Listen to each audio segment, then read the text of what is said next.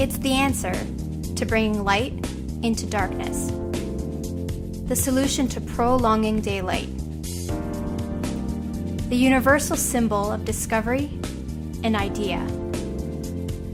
It has changed the way we design our homes, feed our families, and make our living. It has evolved into something greater than what it was the first day it came into this world. It was hard to see without it, and hard to imagine the world without it today. I guess you could say it has brightened our way of living. This is the art of technology, the light bulb.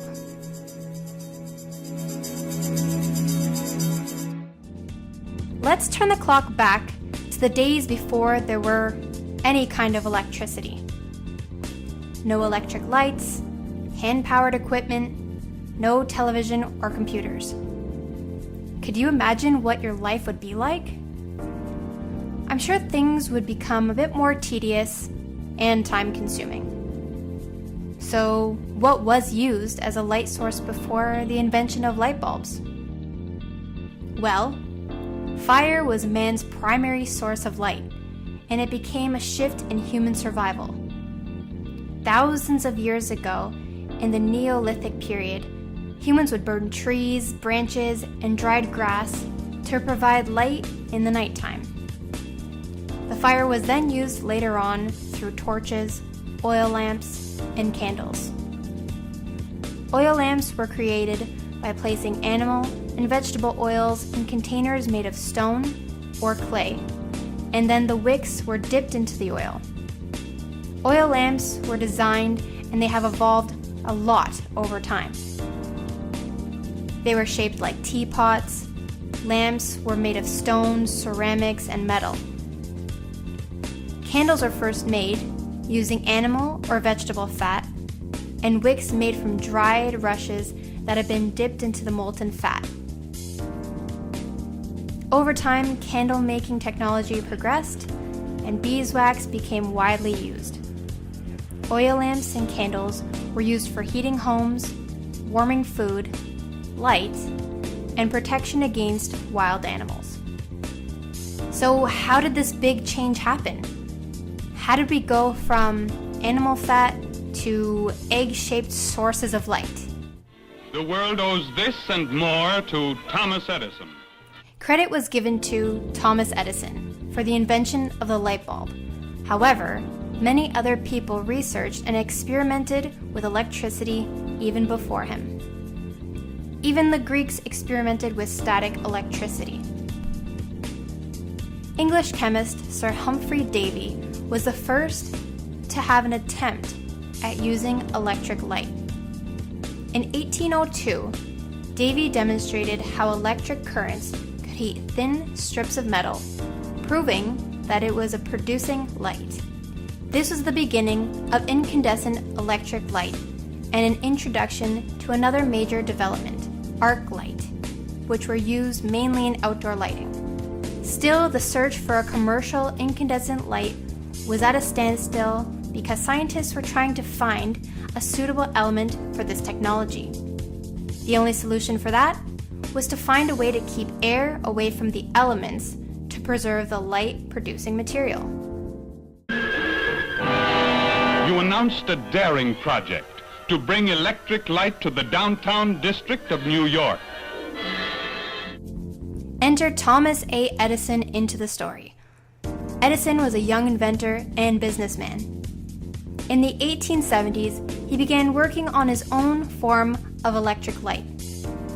In 1877, Edison devoted his time to finding reasons for his competitors' failures, determining that platinum made a much better burner than carbon. He also obtained his first patent in April of 1879 for creating an impractical lamp. But he continued searching for an element that could be heated efficiently and economically. On Edison's quest to search for elements that could be heated efficiently, on October 19, 1879, Edison ran his first test of this new lamp. and it ran for 2 days and 40 hours. After many revisions, this light bulb that Edison had created had been mass-produced in manufacturing plants, and advances were made in wiring and electrical current systems. By 1939, just about everyone had electrical lighting in their homes, and oil lamps and candles were put away and only used when there were power failures. Factories and homes stayed up later, and people could continue socializing even through the late night. As I mentioned, Edison wasn't the only hand in the light bulb discovery bucket. It took multiple inventors and several decades to successfully master a long-lasting incandescent light bulb. Others had produced an incandescent light before him. Here is a timeline of some other major milestones in the development of this world-changing invention. 1835. James Bowman Lindsay used a prototype light bulb to demonstrate a constant electric lighting system. 1850. Edward Shepard invented an electrical incandescent arc lamp using a charcoal filament.